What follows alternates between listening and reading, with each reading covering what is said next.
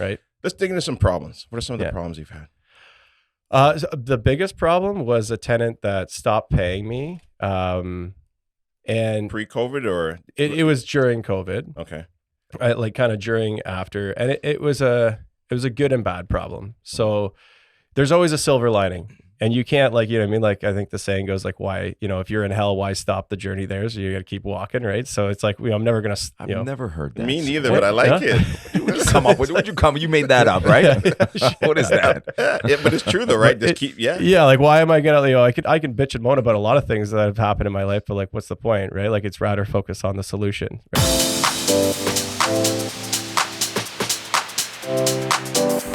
All right, ready to rock and roll, guys. How's it going, Cory? Good. How you doing? Good, man. Mr. Hummel? Yes. Back in the house. Awesome. All right, man. Man, it's hot out there. Oh, yeah. I know. We've been doing demo for 2 days straight, so it's been really rough. And that's even worse. Yeah. Wow. All right, let's grab a drink, right? I always ask my guests when they come in, what do they want? They want water. They want scotch. Yeah. We're doing scotch today. Yes, sir. All right, cool. Yeah, but I'm doing some rum, man. Yeah, do the rum, man. Yeah. Pour- Let me grab it right here. Oh, sorry about that, Cory. My hands are heavy sometimes. So good. All right, good. All right, that'll help you get the story out. Yeah, help with the nerves. Awesome, man. How was the drive in, anyways? Not bad. I took the 407, so I got here in about like hour 45. So, Okay, that's not bad. Yeah, the 401 was looking pretty bad. So Yeah. Well, we can hang out for a bit afterwards. yeah, for All sure. right, cool, man. All right, what are we talking about today, Cory? We're talking about 3 things I want to talk to you about. Getting started, some of the problems you face. Every real estate investor has faced problems, right? Oh, yeah. The market, your thoughts on the market, where you think things are going, some of the mistakes that people made, and then you've got a current deal that you're working on right now, which is interesting. Mm-hmm. Okay, very cool. And then just mentorship and building a team and how you were able to do that. So For sure. getting started, like why real estate? Why did you get into it? So I mean, Oh, hold on. Before you do that too, cheers, guys. yeah, cheers. All right. Chris with the neat. There you go. No rocks? Always. Never rocks. Oh, that's great. All right. Yeah, so I got into real estate, I think like a lot of people. Yep. I read Rich Dad Poor Dad and kind of like got the understanding of what I wanted to, Yep. you know, the freedom, the time freedom, and looking to basically replace my income through investments. Yep. And we started that journey. I read that book when I was 18, and then obviously, you know, went to university, stuff like that, and started to kind of delve into real estate investing and talk to a couple of realtors. Yep. But I was 20. Yeah. So every That's realtor so was crazy. like, you know, Read that book at 18. yeah. Wow. Man, geez, when did I read that book? Must have been like 32. Oh, yeah. But how did it get introduced to you? Yeah.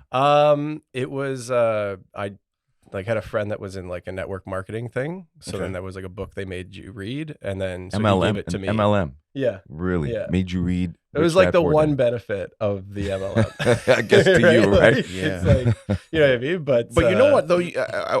I'll add to that too, because I have been a part of like a couple different MLMs, like ACN, Amway. There's a few other ones I've Yeah. been. Did you do Amway? I did that Amway. one? I did that one when I was like 18 or 19. I think I did ACN. There was another one or two that I did. Yeah. Some telecom things. But when I used to go to those events, they were powerful. Yeah. Like they were yeah. big on more mindset. Yeah. And expanding your mind and believing in yourself, and you can do this. You know, I failed at both of them. Yeah, but yeah, at yeah. least got me down the path of, you know, get my mind right. Yeah, I think I don't remember the name of it because it was so long ago, but I think it was like selling energy drinks and stuff like that. Okay. So then anyways, what I got out of it was this book, and then I read the book and kind of like started triggering things in my head. I'm like, okay, well, I want to start owning real estate. And then so I started talking to a couple of realtors. They qualified me out pretty quickly to be like, oh, you're a university student. You have no income. How are Right, you going right. to buy real estate, right? Right. So I said, okay, you know, in my last year of university, I said, screw it. I'm going to get my real estate license and learn from like inside the industry and then teach myself from there. Okay. Right. Yeah. So And then when did you actually start? Like, when was your first investment property? first investment property was 22. I bought a small townhouse. Sorry, So you were 22? Yeah. Okay. Yeah, And so- what year so- was that? 2012. Okay. Yeah. Okay. So we just aged you. yeah. So yeah, exactly. Right. So in 2012, I was working for a guy selling apartment buildings that I was telling you about. And so he had a client that bought up blocks of townhouses, and then he condo titled them and then sold them off to investors. to make it, and it's called The Simple Investor. His name's Todd Slater. Yeah. Okay. So- He's a good guy, man. Yeah. I actually did a podcast with him. Yeah, he's a great guy. Yeah, Yeah. So for me, it was our first investment. We wanted something super simple. We were obviously super risk adverse because we've never bought anything before, and we wanted something that was just easy. And it was $100,000 or just under $100,000. Where? So in Listowel, Ontario. Okay. Which for me wasn't a big deal because I'm from Kitchener-Waterloo, like outside farm town country that way. So Listowel is like 45 minutes away. It's a town I understand. It's like I know it.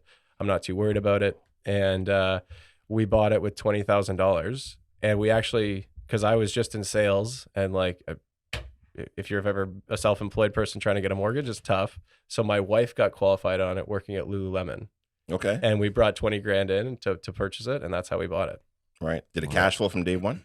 Yeah, I cashed with like, I don't know, like $70. Okay. You know what I mean? But like it was our foot in the door, and we still hold it today. Right. Right. Still have it Because- today. Yeah. It's Okay. one of those things that's like, it will probably, it's not by any means our best investment out of anything right now, but Right. like it's a nostalgic It piece. means but it means something to you. Yeah. It was Right, the start. right, It was yeah. the start of the journey. Yeah, for sure. And I think the start, once you go through it, you're like, okay, that wasn't that difficult. Mm-hmm. Right. It was just, filling out some paperwork, sitting down with the mortgage agent, going out, looking at a property, signing Mhm. some papers. All of a sudden I got a property Yeah. and I got to put a tenant in there and then I'm done. It was the like- first deal I had ever done, Yeah. like ever. Yeah. Did you have to find the tenant? No, No, they you- find so it for you- you. so It's you- literally hands off. Hands off. You Yeah. did nothing. I'd compare it to like almost owning Get you like a closer to REIT. that mic there. as Yeah, well. sorry. Yeah, I'd compare it to almost owning a REIT. Yeah. Yeah. That's Okay. that's what so it's Okay. super simple. I've been to the property once just because we wanted to drive Okay. by and look at it. Yeah. Okay. Now, what were you doing before real estate? And was there any skill sets that you brought over from your previous job into real estate investing? I mean, I was a student, and then in the summer, every summer I had a different job because I wanted to learn different skills. So I worked at like a statue shop, so like learning how to set concrete, and then I worked as a welder and a carpenter.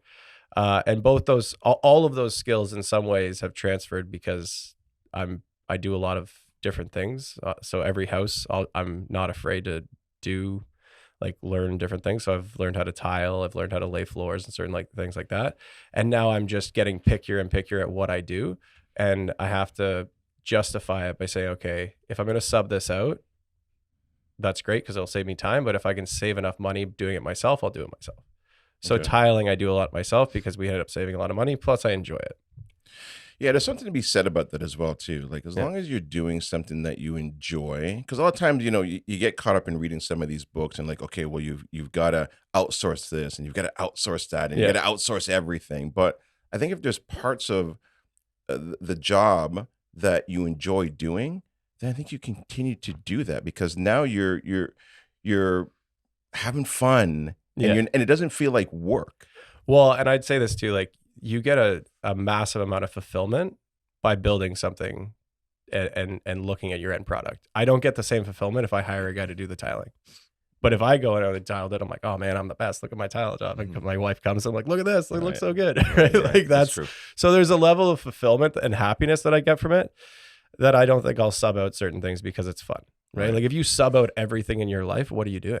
Mhm. I mean, I get it. Like I get the Tim Ferriss kind of is that the 4-hour work the week. 4-hour work week, That right? shit don't work. But like at the end of the day, right? Too, like when you're first starting, Yeah. you didn't have any money. Yeah.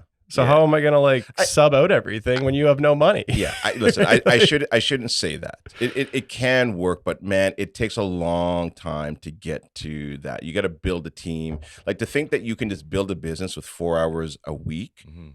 I don't think that's possible. Yeah. Not in the beginning. Not at the No. beginning. At the beginning, every entrepreneur that's telling you about their morning routine and this like relaxed day that they're having, it's because they've already gone through the grind phase. Right. They've already gone through the 16-hour days. Because if you're building something meaningful to you, you're gonna have to put your time into it. Yeah, and Right. you're also enjoying it as well too. Right. I was going to say Yeah. you actually want to put that time in. Yeah. Right. Yeah. I also have a lot of friends in the trades too, so I end up working with a lot. Like if they weren't my friends to begin with that are working with me, they're becoming my friends right now. Like my electrician's my friend, my plumber's my friend, right? My Right. two buddies, like Nick and Bart, are my buddies that are working with me building Yeah, decks. just and doing because stuff, you're so. in there with them. You know, Yeah. you Right. spending the time with them. Yeah, Right. exactly. Yeah, and you're Yeah. having fun. You're playing the music, Yeah, listening yeah, to the yeah. tunes. Yeah. right? Yeah, there's a vibe on the site, right? Like if you know, Right. so Yeah, yeah. yeah. You wake up early, you're there, yeah, you know? exactly. Yeah. So Right. and then we've got to a point now where we have more flexibility because it used to be a lot of time, but Mhm. now it's we're subbing out stuff, and my wife's not on the site anymore because my wife, like the first flip we did, she was painting, she was coming down and helping me with a lot of stuff, and now it's Mhm. like, okay, the goal is to she doesn't have to she does a lot of the organization and the planning and stuff like that with me, Mhm. but I don't necessarily want her always on the site because she's Okay. got better things I'm to not do. sure if you're saying that's a good thing or a bad thing because now it's just the boys, or, Yeah. or like what, Well, what no, are you it's saying? good. It's good and bad. So like her and I at night will do some of the budgeting and planning. She Got it. likes to design the kitchens and stuff like that. So Okay. she does a lot of that stuff, and Okay. like kind of the like when we build our rentals, we don't do everything like cookie cutter. We try to like give it some appeal. I want to live in the places that we're renting. That's our goal now. Is like we also find we get better tenants by building things that are purposeful and thoughtful in how we designed it versus just like, how can I cram as many one bedrooms into this place and crank out as much cash? Right. Because I find that's where you get run into problems. Whereas like my units, I would live in any one of my units that I've done. Got it. Right. Let's dig into some problems. What are some of the Yeah. problems you've had? So the biggest problem was a tenant that stopped paying me. And Pre-COVID or? it was during COVID, Okay. like kind of during, after, and it was a good and bad problem. So there's always a silver lining, and you can't, like, what I mean? Like, I think the saying goes like, why, if you're in hell, why stop the journey there? So you got to keep walking. Right. So it's like, I'm never going to, I've never heard that. Me neither, but I like it. Would you come up with? Would you come? You made that up, right? What is that? Yeah, but it's true though, right? Just keep, yeah. Like, why am I going to, I can bitch and moan about a lot of things that have happened in my life, but like, what's the point? Right. Like, it's rather focus on the solution. Right. Yeah. So we had a tenant that we had a property that we were going to renovate. Right. Yeah. So it was in a bit of rougher condition in some ways. And so we found a tenant. We knew it was going to take about a year to get permits. So we're like, well, why not fill it for a year? And we found this tenant in, it was like April 2020, like right after COVID had hit. Right. So she ended up renting the place. She was great for the first year. She was working at like a long-term care facility. So she was constantly getting COVID and then having to get, those people got screwed pretty hard. So there was some sympathy on our part towards her situation. Yeah. And we even lowered the rent for her at one point to just kind of help her with it.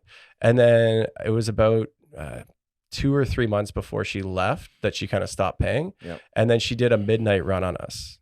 Like she just like left, Move, yeah, right? Yeah. Isn't that wild how people just do that? I had a tenant do that once. Yeah. Like gone.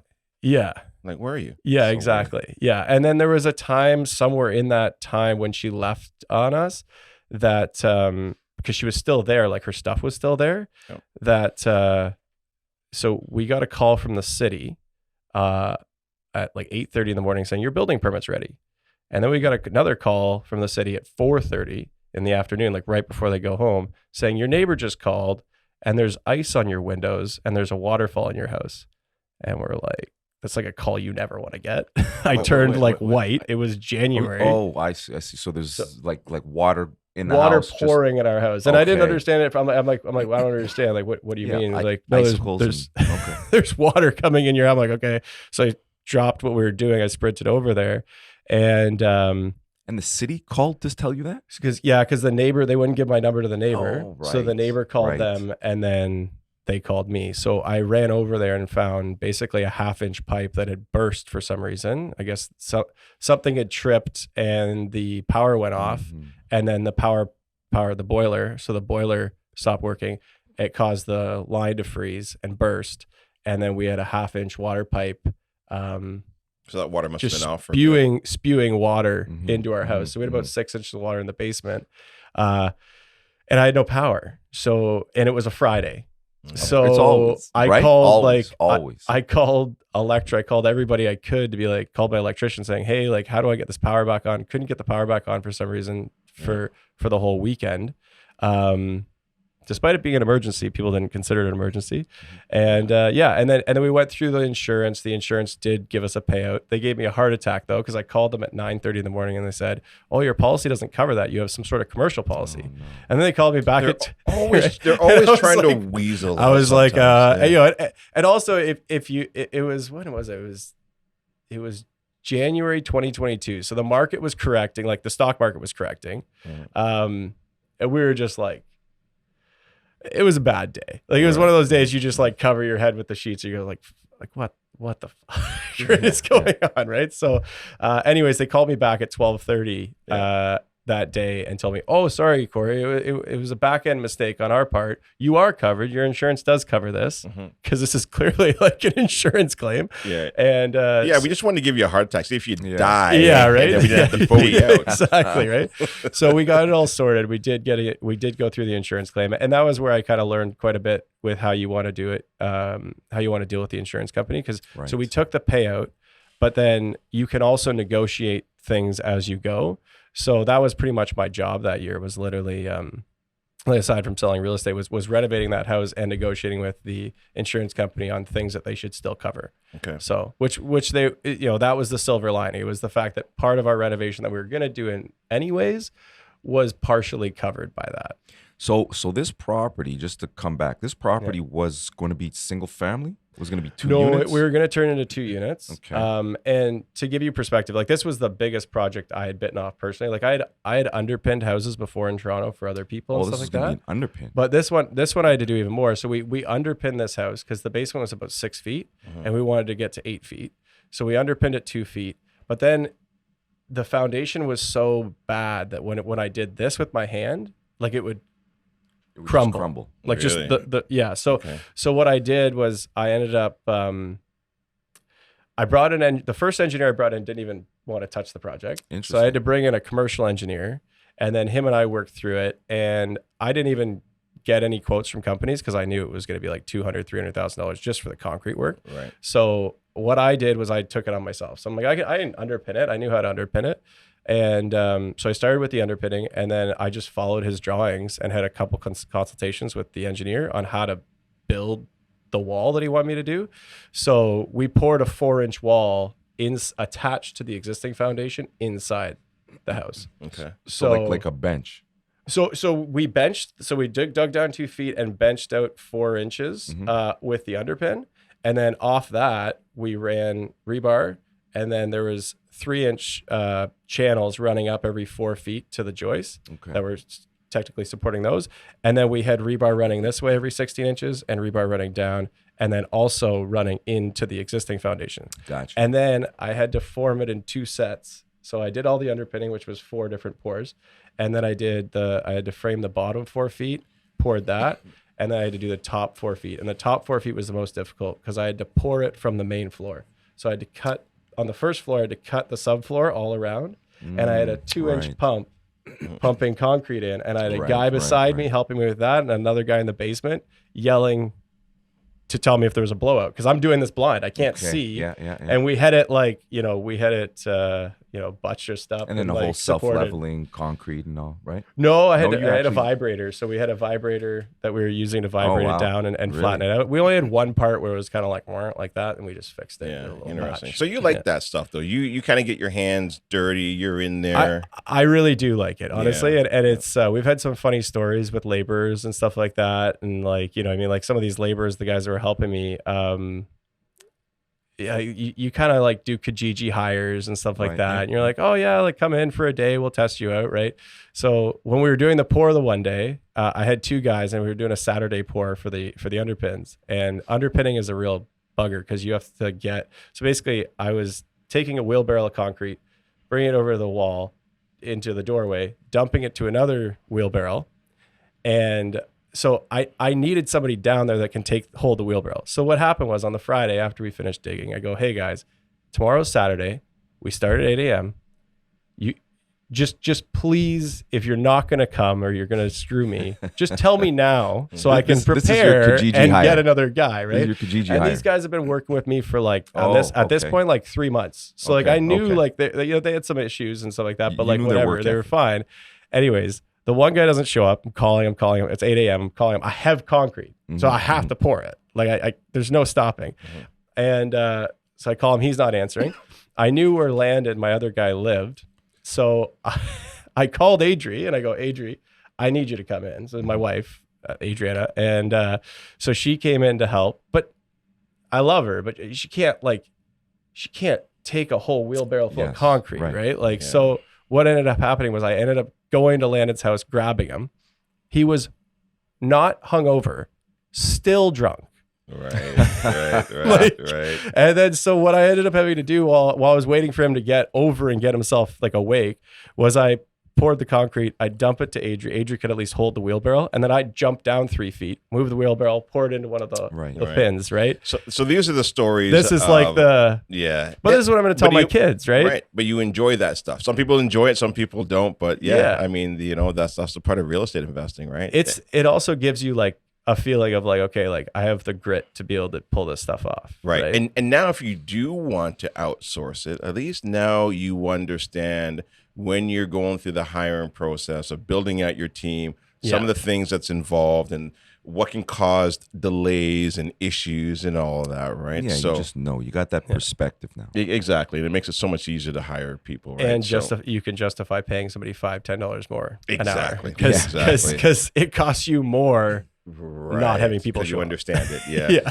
All right. Listen, let's move on to your thoughts on the market. And also you've got a deal that you're currently working on. So I want to kind of dive into that. So what are your thoughts on the market, where things have gone and the mistakes people have made and interest rates where they are? Yeah. I mean, I think people put a little bit too much faith in the Bank of Canada and what they were saying and didn't pay attention to the like overall picture.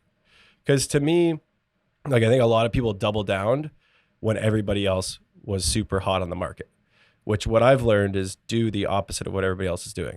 Like when we were buying in St. Catharines, everybody thought we were crazy, but we were buying in St. Catharines in 2015, 2016, 2017, like all those years before it was hot. And what I think a lot of people did that was wrong in the last little bit was they thought interest rates will stay low forever. And my mortgage broker says variable has been the best thing for 30 years. So why wouldn't I trust him? But in the reality of it, when the graph looks like this with interest rates and you're almost at zero, and we know how North America is, we don't want to go below zero. There's only one direction it's going to go up. Right. So, and the other thing as well too, there was talk, if you remember, I remember this, people don't talk about it now, is that over in Europe, they were in negative interest rates and there was talks of possibly going negative. Yeah. Remember, like to stimulate even more. But that's not like that. America would never do that, and Canada has to follow what America does. And right? I think people got caught up in that. Listen, I almost got caught up in it as well too, right? Yeah. And I ended up locking everything in August 2022. But not because I knew where it was going, but then now looking back, I'm like, of course this is where it's going. Like, look how much money they printed. Well, also, so what I paid attention to was in January 2022. I was looking at the stats. So I was looking at what our share of GDP was. I don't know how I stumbled upon this number. I was like late at night, I couldn't sleep one night, and I was just like looking at all these stats, and I was stressed about the market because I'm like, you know what? It seems crazy high. These prices don't make sense. No deal makes any sense. And like you can't even find cash flow at 2%. So like that's scary. And everybody wants to be a real estate investor. Well, yeah. Oh yeah. Like everybody was coming to be like, oh yeah, like I want to invest in real estate. I'm like, why? Like what's your strategy? Oh, I don't have a strategy. Like, so maybe don't do it. Right? Well, or Burr. Yeah. Right. Well, and Burr is the best strategy until interest rates go up and completely like erodes your 80-20, leverage. Right. Yep. So, but yeah, no, I was looking at the stat and found the GDP share, our share of GDP was so residential real estate and construction made up 10.3% of our GDP. Okay. So our economy was basically way too dependent on that sector. The U.S. in 2006, 2007 was 9.3 and 9.6%. So at a similar time, right before a crash happened in the U.S., their economic dependency on the residential sector was too high. That's where So hold on, you're going back to 2008 in the U.S.? No, in the U.S., comparing it before their crash. Was that 9%? 9. So the real estate was 9%. Of the GDP. Yeah. And then you looked at Canada's and ours was at 10%. 10.3%. Interesting. So ours was, I already felt it because I felt like everybody was becoming a realtor during COVID, or they were becoming a real estate investor, or they were like getting a truck and were like, I'm going to, start being a contractor. It's like, you've never built anything in your life. I don't know why you're doing this. That's an interesting analysis that you decided to take a look at. Yeah. Why would you think to look at that? Well, I started to look at that because we were also looking at I was also looking at the inflation numbers, and it was in the same kind of like thing that I was reading. Okay. And okay. the inflation, and then I also knew like there's only one dial we have for inflation. Like Right. literally, like Interest rate. if inflation is up too high, and I'm also, I talk with my tenants, who are, most people are on like fixed income. They don't get a guaranteed raise a year, and they don't have any ability to really increase their income. So they're looking at this going, man, everything's so much like so expensive. And you're looking, okay, well, inflation's at 11%. It's like, well, and I don't think, I talked with my brother-in-law. He's like, well, they can't raise interest rates. It'll screw everybody that owns a home. And I'm like, well, they only can raise interest rates. It's the only way they can really curb inflation. And 11% inflation is way worse for the aging retired population and the majority of the population than the smaller population that owns homes.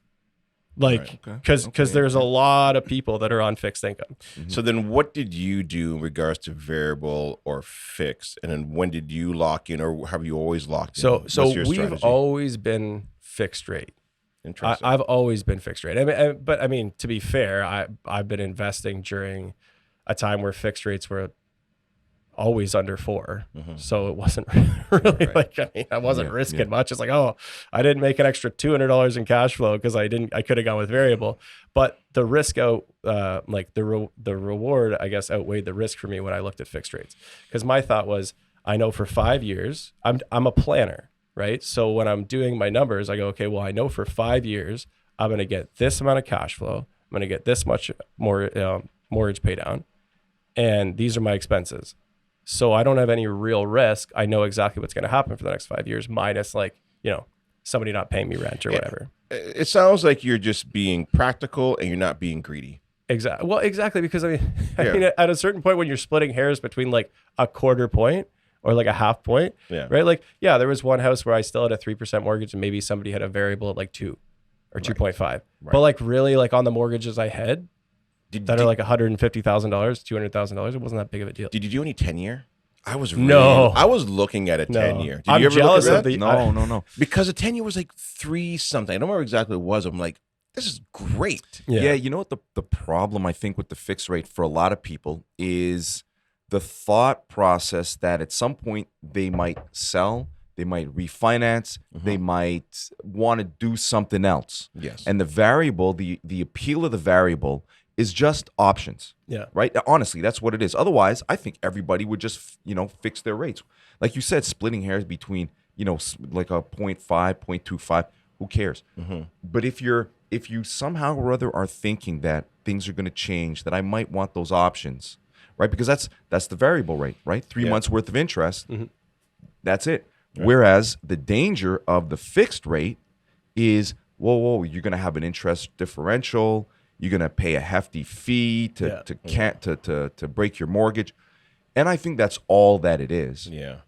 Right. And I think also to clarify though too, right, with that differential, that would be if you got a fixed rate of 3% and then the interest rates goes down to 2%, you'd pay that differential of that difference, and then how much term or time you have left in your term of the mortgage. But if it goes up, then you're still 3 months. Yeah, but we're talking about a limited time frame here. We're talking. I mean, you're 100% right, but at that point, that's only a fear when, like you said, the interest rates go up. Right. But for us, normally, the interest rate is, we know from 2015 was around 3.5%, 4%, something like that. So there really wasn't that much danger. But we did know that there was going to be some type of penalty, typically more than 3 months worth of interest, to break that fixed mortgage. Right. Yeah. Exactly. So the point you're making though is a great point, in that everybody should have fixed their rates right before the interest rates went up. Yeah. Because it would have been the smartest move. But that's not what the brokers were telling us. And we don't have a crystal ball. And I mean, hindsight's 2020. But I mean, we don't have a crystal ball, and I get that saying. But also, like, you kind of gotta, like, the unfortunate part is I think a lot of people think that mortgage professionals are also like economic experts. And I mean, I think also the same thing goes for real estate people too, right? Like, and there are some people that like really pay attention. Like, you really pay attention. You're a student of the market, right? But they still don't. There's also a lot of people that don't, and are just kind of following the trend of the industry, right? But I mean, for me, it was like I have two options. It was in like 2021, I think I renewed one, and it was like 1.84 Mhm. or Yeah. 1.1. And I'm like, 1.84 guaranteed for 5 years. That's basically free money to me, especially when you look at the principal you're paying down, right? And Like, here's so- the other thing as well, too. I think this is also important to talk about is that, when the Bank of Canada was saying that it was transitory and it was transitory, I almost feel as if that they had to say that, because imagine now if they came out and said, hey, look, inflation could take off. You may want to consider locking in. Oh, yeah. Okay, so now let's say people start locking in. Well, then now inflation is still going to run for a lot longer. Yeah. Because now people still have more money Yeah. That's to interesting, yeah. spend. Yeah. So you Because- do need to then say a certain, say it in a certain way that people don't lock in Yeah. to then burn out all that extra money. You know what I'm saying? That's Yeah. true. Plus, anytime they make an announcement, the market, locks all this stuff in 6 months in advance, Right. right? The stock market, all those guys, they kind of pre-plan all these things. Yeah. So you're right. Actually, that's a good point. Yeah. You know, You got to burn out all that money. And to burn it Yes. all out, you keep people in variables. you need some And- people hurting. 100%, or else inflation is going to run a lot longer, a lot Yeah, hotter. Yeah. Yeah. That's a good point. Right. But yeah, I know people that got caught in it too. And I mean, it was a painful process, right? Listen, Like people are still caught in it. yeah. Mhm. Yeah. Yeah. And that quarter point that it just dropped, they ain't doing nothing. You know No, what is for a funny? lot of I people. literally just got the paper in the mail, and I was telling Sweets this morning. I was like, "Wow!" I said, "Sweets, that's a difference of $26.35 on the mortgage." I said, "You know how much that is after a year?" Yeah. Yeah. I think the most depressing thing I saw on Facebook was somebody sharing their mortgage statement Mhm. on a $1.2 million house that they had, and it was like interest paid. I think they must have been on an adjustable rate, but it was $78,000 in interest paid Mhm. and $1,500 Yeah, in it's principal nuts. paid It's out. nuts. It's like you Nuts. basically just rented for a Y- year, y- right? Like, I right, mean, at the right, end of the nuts. day, Yeah. which is just, it's bonkers, right? But, I think people will in these moments, you just got to survive. Yeah. Yeah. Like, you just got to you're right. grind through it and survive. And it's, you're going to take a bit of a hit personally and maybe not go on as many vacations or live as lavishly. But I mean, also that's fine. Just Yeah. be a little bit more frugal and get through it. And Yeah. So one is Yeah. survive, and two is learn the lesson. yeah, Like, this is not an easy game. This is not a get rich quick, right? You got to make sure you're running your numbers, Yeah. fundamentals, Yeah. all those kind of things, right? Like, as opposed to just dumping your money into a condo project. I know I'm knocking condos, and then hoping it's just going to go up, and then flipping Oh, a piece of yeah. paper. Yeah. Like, it's just it's not easy. Yes, but so here's the thing. In 10 years, Mhm. when all this happens again, Yeah. are you going to be prepared? Are you going to be prepared? I think we are going to be prepared, but you're going to get a lot of new people that are just coming in. Again, I want to Mhm. be a real estate investor, Mhm. and I'm going to just pick up any old thing, it doesn't cash flow, or whatever the perspective is at that point. I just think that, remember your other guy, I can't remember his name now. He doom and gloom at the time. Sell everything, get rid of everything, right? Yeah. Yeah. He was in his mind. Well, he was prepared. Yeah. Because he told you. He says, 10 years ago, I went through this. Right. Right? Because he had seen what happened in the late 80s, early Yeah. 90s. Yeah. And sometimes it's good to sit down and talk to those Yeah. people because Now- they've seen how Right. bad it can get. Right. And we Yeah. have short-term memories. Yeah. I Well- mean, his perspective is his perspective, and maybe not sell everything, whatever it is. But at least in his mind, he was prepared. He's seen it before. Yeah. Right. And he was ready to make a correction. Right. Yeah. And the thing, too, is that it becomes Chicken Little. Right. Because, and people forget this, in 2012, 2013, 2014, 2015, everybody said the market was going to crash. I remember because I was living through it. Yeah. Yeah. And then when I left TD Bank, I'm like, oh my God, you're going to lose all your real estate to market, because everybody was anticipating the market to crash in Canada Yeah. like it did in the US. And like, how did Canada miss that crash? It Mhm. doesn't make any sense. Because for that time, things were undervalued. Right. And then you just start to believe that, well, it's not going to crash. Yeah. It's not going to crash. Yeah. Right. Yeah. And you just believe that whole narrative. But I mean, I think that's a good point too. It's just do the opposite of what the general public is doing. Mhm. And you will generally profit, because when everybody was telling you the market was going to crash, Right. it wasn't. Right. And when everybody said, "Oh man, my kids are never going to be able to afford a home. I'm going to buy them a house," don't. Yeah. Right. And euphoria is a powerful drug. Like that, like the you get into this points in these markets, you see it in the stock market in 2021, and people were like, everybody was making like 30, 40, 50% returns and calling Warren Buffett an idiot. And then who's got the last laugh, right? Yeah. Because that was a weird blip in the market. Same with 2021 when everybody was like, I saw houses that people bought, did nothing to, like literally didn't even stage it. We're trying to sell it for another $100,000 more, and we're getting it. Yes. Because there was just this weird, people just lost. I think COVID also affected people mentally. Like Well, it did. What is it? The greater fool? Is it the greater fool paradox? Is it not a paradox? No, I'm not sure. Anyways, the greater fool is just basically that you buy something regardless of the price, just knowing or expecting that there's going to be a greater fool than you, aka somebody else who's going to pay a higher price. Yeah. Right. That's how art works. Yeah. Right. Art really just, there's nothing to it. Yeah. But I'm buying it as an investment because I know that you're going to buy it for more. Yeah. And you're going to buy it and you're going to know that he's going to buy it for more. Right. The greater fool. I don't know. What is it? Yeah. Theory or something. Right. Well, it's almost kind of like a Ponzi scheme, right? It just keeps going and going and going and going, and eventually it just stops. Yeah. But there is value because there is belief that there is value. Same as fiat currency, right? It's just the belief. You're right. Right? It's all it is. Like you believe that I'm giving you $1, you believe it's worth $1. Yeah. Right? And we all believe, and that's what holds its value. Yeah. Allows it to hold its value. Well, look, and also too, don't forget, you wanted to hang up your real estate license because wholesalers were crushing it. Oh man. They were making like 100, 150K on a deal. Yeah, why? Like, What that do was I have to wild. We never seen that before. We're like, this doesn't make 5 G's is what they were normally taking, maybe 10, something like that. $100,000. Yeah, why am I regulated? Yeah. You know, why the heck am I regulated? Yeah. Why don't I just go and do that? And The wholesaler is an interesting key to this market now. Yeah, It's crazy. But I mean, I saw this stat. I think for 2 years, from 2021 to 2020, I guess whatever it'd be 3 or close to 2023, homes are almost going up 2% a month. So of course you're going to see that. Crazy. You believe that hype. It's like this can't stop. This is like it just keeps going up. Yeah. And you can make risky bets and you can make plays because you can pay a stupid interest rate to hold it for 3 or 4 months because you're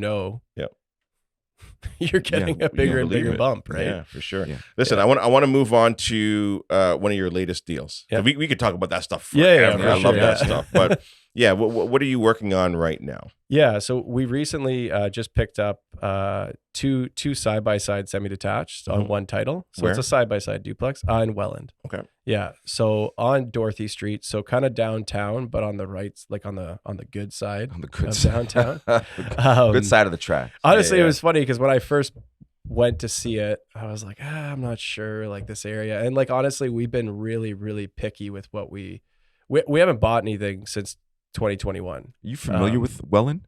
Yeah. Yeah, you're very familiar with it. Okay. Yeah. So so we were a little bit, like hesitant, and I was like, which is honestly kind of where I want to be as an investor is hesitant on every deal because it makes me pickier and it also makes me a little bit cheaper in like what I'm willing to offer. Right. So you bought a semi-detached. What was the price? Yeah. So he was listed at 488.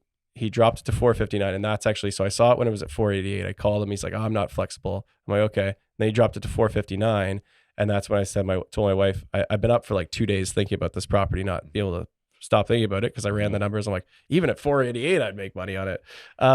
So we, but this is a single family home. Two semis. Okay. So got it's it. two, yeah. Okay. So 2 units, but separate. Separate. Yep. Exactly. Yep. Yeah. And, yeah. So that's okay. So basically $225 a door. $225 a door. Yeah. So then what I was able to do was I offered him 410, and then we ended up negotiating stuff with the commission and stuff like that. So I built my commission. I built up a commission to get to the price he wanted to, but I ended up getting it paid back to me. So it all kind of worked out, and then it worked well because then I could use that money for renovations or part of the down payment. Right. Okay. Yeah. And then what were the rents on that? So are you still working through that? Oh, we're working through it. Yeah. Okay. So, but I know, so we closed on it April 2nd. My wife and I saw a post on Facebook Marketplace for somebody looking for a 3-bedroom. We commented saying, hey, we're going to have one ready in 2 months. It'll be fully renovated. And then another lady commented in the comment section being like, I want that. So we ended up actually giving ourselves a deadline for the first unit because we had a tenant lined up already. before we had even started it. Okay. And then what did you buy it for? We bought it. We ended up buying it for $437. Okay. With a $14,000 commission paid out to me. Got it. Okay. So that's and then so basically we ended up getting it for what, $423. Got it. Okay. So $210 a door. Yeah. Which to me, with my wife, I'm like, we are replacing a single family home we sold in March 2022, but we're getting two for $200,000 less. Right. Okay. So this is like, I'm like, I don't know how we could go wrong with this. Yeah. So let's run through the numbers then. Yeah. So, And nobody else wanted this property because it didn't have eaves troughs. The windows were rough. The kitchen was in bad shape. There was a bathroom on the back property, that was in like really a rough century shape. kind of home. Yeah, but it was solid brick, like Right. double, like solid brick, not just brick veneer. Like it's a beautiful property. Okay. And so we've learned from our mistakes and we lined everything up ahead of time. So before we closed on it, we got the windows guys in to quote and give us a price and get that lined up.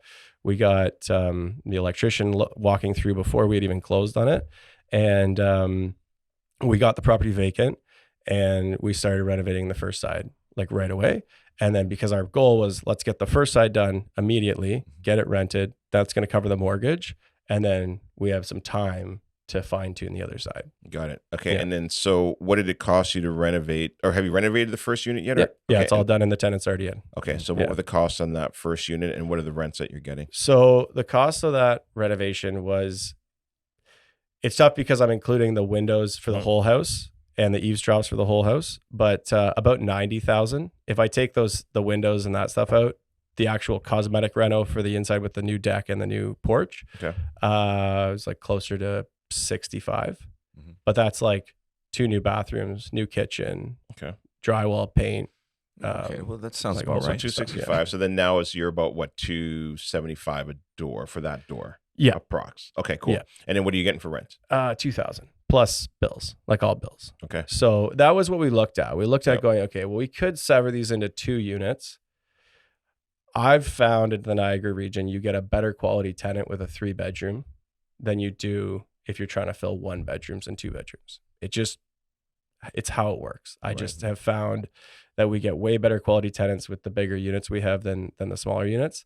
Not saying I do have some smaller units and those tenants are amazing and I love them, but it's just easier to rent. You get higher rents and it's honestly easier to manage because now I don't have 3 more bills I got to worry about. It's on them. Mm-hmm. If they rack up the hydro or the gas, they can do whatever they want. Okay. And then for the second unit, you're not completed that yet. No. But in the process, Yeah. what do you think the rental costs will be on that? And I assume the rents will be the same? So we're probably, the rental costs are going to be a little bit more because that one was rougher. Like I gotta kills primer the walls. I gotta do a little bit extra work, but pretty similar. It'll probably run us around like 80. Okay. Yeah. Yeah. So all in for both units, it's going to be 150 to 160,000 Okay. to do everything. But we're doing like I'm talking new roof, brand new porches, brand new decks, brand new fences. Like, cause we're doing fences so we're doing 3 big fences, new bathrooms, new kitchens, like everything's new. Yeah. I love the smaller cities and the smaller towns. I know a lot of people get nervous with them, but I mean, we moved up to Peterborough. We took all our investors out there. What was it, 2017? Somewhere around there? 17, 16, Yeah, but 17. for us, it was always about the numbers. Like if the numbers don't make sense, just move. Yeah. You know, or wait for a change in the bylaw. And we've now moved into Toronto. You know, obviously you need deeper pockets, but now you can make it work because you can turn these single family homes into 4 units, even 5 units if you have a laneway. Maybe 6 if you're on a main street now. I think 6 or I think 8 it's even. now. I think it's even more than that. Yeah, Yeah, because they just did 6, but I thought I was talking to Victoria. yesterday. Yep. And I think she was saying something about 8. Yeah, I think it is. I think you can go a couple stories up. I don't know what it is yet, but I'll find out. Have her in next week. But And in Toronto, you can have this. You have the demand for the smaller units because people don't Yes. prioritize space as much. In the Correct. smaller towns, Yes. people prioritize space. They want a backyard. And the other thing I've learned too is that like, if I had to turn that into 2 units, I'd have 2 tenants texting me complaining about the other one, saying they don't have the backyard space or saying this person's messy or blah, blah, blah, blah, all this shit. Like, if I just rent it to you, I'm gonna get to put it in perspective, I'd get $2,000 for a single family home, maybe a little bit more, plus bills. So that's like basically $2,500 in rent. Yep. Right? If I was to add the second unit, I have to do extra permits. It would take me way more time, cost me more money. Yeah.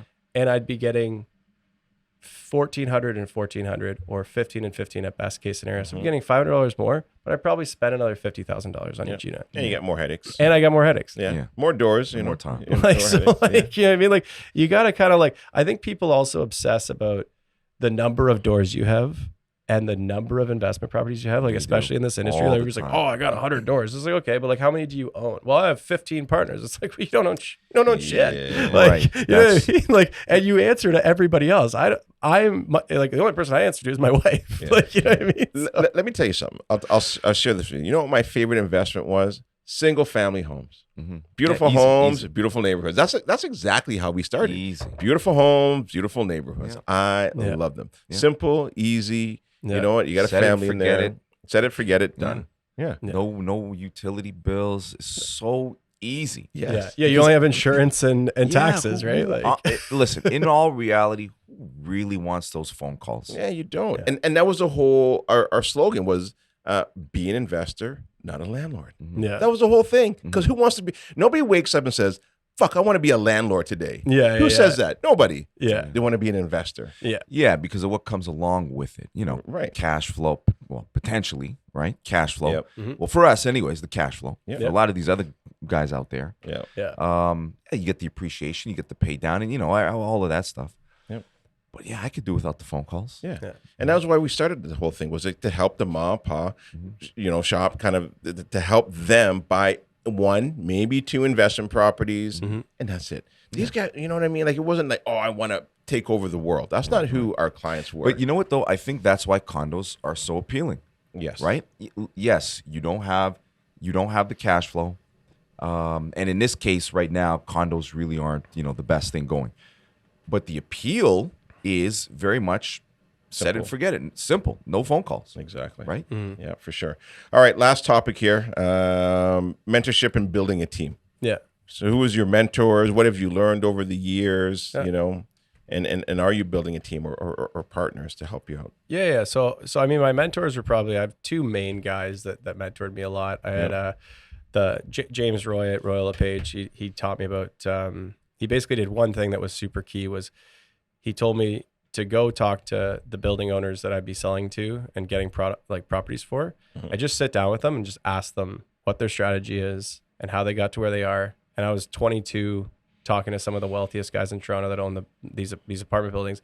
And honestly, it's funny because a lot of those guys were like very like today's investor is very flashy and like, like, oh, I'm raising a fund. Look at me. I have all this Aren't stuff. they? And look at Yes. this event. Look at Yes. this suit I'm wearing. Look at this car I'm in. And those guys were like, just They're like, picking up pennies off the ground. yeah, you know what I mean? Like they had their ways and they were frugal, but they'd own some of the biggest, best buildings in town. You would never know. And maybe they drive a Maserati or something now because they're like 60, 70, 80 years old. But like they also own, it's funny, like they got so much of their wealth from owning some of the, not the worst buildings, but like apartment buildings in some of the worst areas, but generated their wealth from that. And Telling that you, to man. me I'm taught telling me you, a lot. Baltic Avenue. Don't skip Dude, Baltic, man. That's my play in Monopoly. Don't Right? give that strategy away. Yeah, Baltic you start. Avenue. And honestly, my strategy in Monopoly led me to a lot of my strategies in real estate. Was you don't buy the most expensive place, and I think that's also something to say too. Is like the longer you can go without spending a lot of money on your primary residence. Like we rented for the first 10 years we were investing because we had a fixed cost. We knew it was $2,000 or when we first started, it was $1,300 a month we were paying. It allowed us to have so much more room to borrow.